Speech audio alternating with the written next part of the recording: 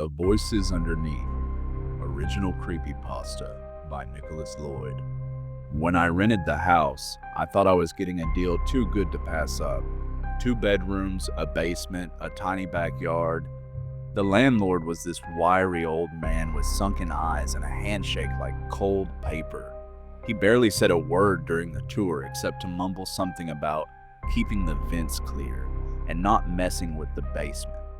I figured he was just another cheap landlord with a weird vibe.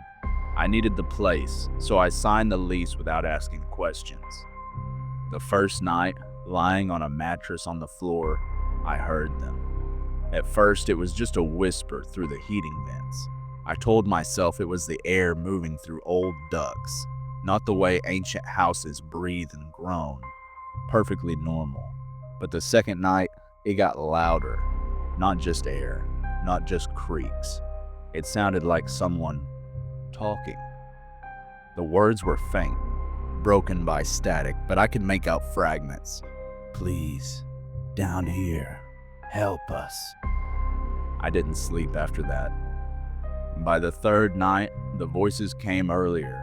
As soon as the sun dipped, they started a chorus of thin, rasping pleas. They echoed through the vents, bleeding into the walls. Get us out. It's hungry. Help. I told myself it was pipes, rats, maybe some weird acoustics, anything but what it sounded like. Then the heating went out. It was freezing. My breath fogged in front of my face, and when I knelt by the vent, a stench of rot and mildew hit me so hard I gagged.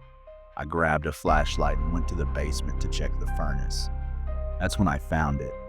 In the far corner of the basement, half hidden behind a wall of old insulation, there was a metal hatch, heavy, rusted, bolted shut with thick iron bars. Weld marks scarred the edges. Someone had gone to serious lengths to seal it, and not from the inside. I should have called the landlord, should have packed my stuff up and left that night. Instead, I touched the hatch. It was cold, colder than the air around it. And as I pressed my ear to the surface, I heard them more clearly than ever.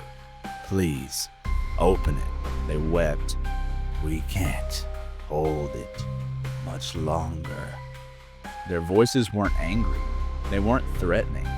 They sounded broken, afraid. I told myself, one more night. If it got worse, I'd call someone. An inspector, a priest, anyone. I didn't make it to sunrise. Around 3 in the morning, the screaming started. It wasn't the soft pleading anymore. It was raw, agonized shrieking, vibrating through the vents, through the floorboards, through my teeth. I snapped. I ran downstairs in my pajamas, grabbed the rusted crowbar I'd found earlier in the basement, and I jammed it under the hatch bolts. It took everything I had. I bloodied my hands. I snapped the crowbar in 2, but the bolts ripped free one by one. The second last bolt popped loose, and the screaming stopped. The silence hit so hard I staggered back. My flashlight trembled in my hand. The hatch creaked open on its own, just a few inches, spilling a wave of sour, wet air into the basement. I should have run. God, I should have run.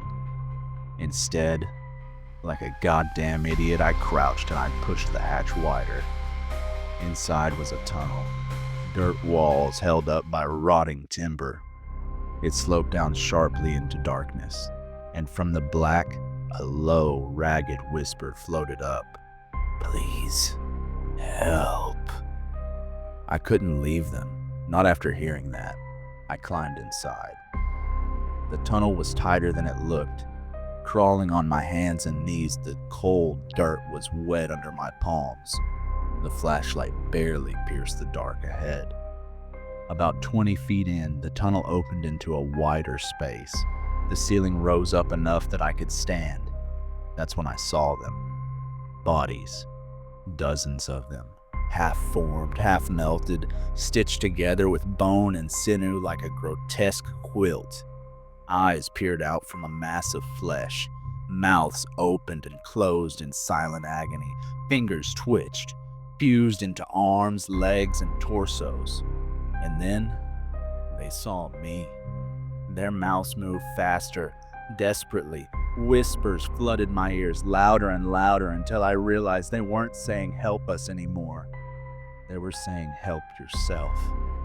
Something massive shifted behind them, a wet, tearing sound.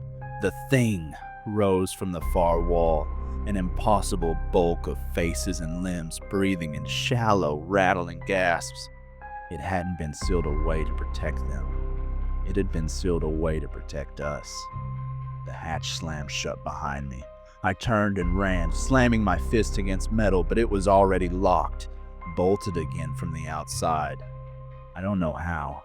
I don't think it mattered. The whispers closed in. I felt hands brush my back, my arms, pulling me away from the hatch towards the mass.